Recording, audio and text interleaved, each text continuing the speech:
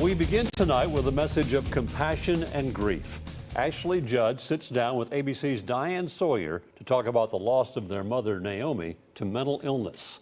Welcome to News 2 at 6. I'm Bob Mueller. And I'm Haley Wilgus. The actress said her sister Winona and stepfather Larry wanted her to speak before details of Naomi's death on April 30th became public.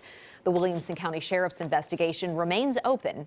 Ashley confirmed in the Good Morning America sit-down interview that Naomi lost her battle with mental illness. And I mean, her brain hurt. It physically hurt. And I'm tasked with an exceedingly difficult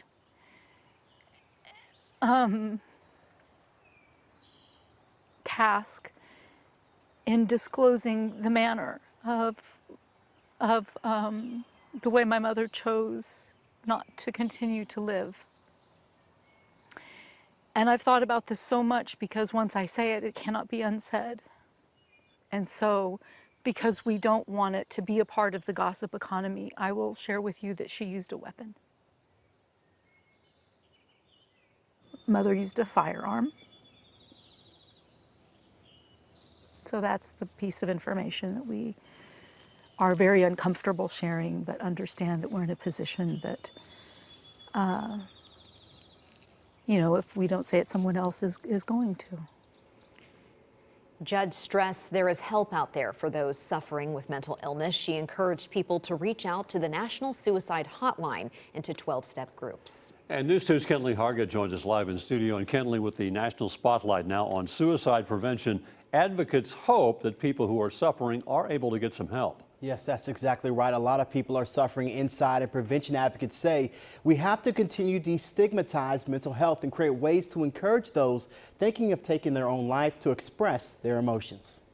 So suicide is not a rare occurrence. This wall of more than 800 names shows exactly that. It's called the International Suicide Memorial Wall. Located inside the Tennessee Suicide Prevention Network, this is a special way to honor those who tragically died by suicide.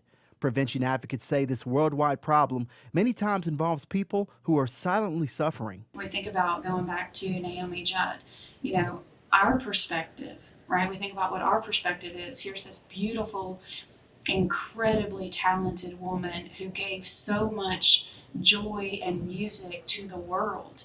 And from our perspective, she has everything. She has a beautiful family. She has, you know, all the money one could hope for. She has a ton of followers.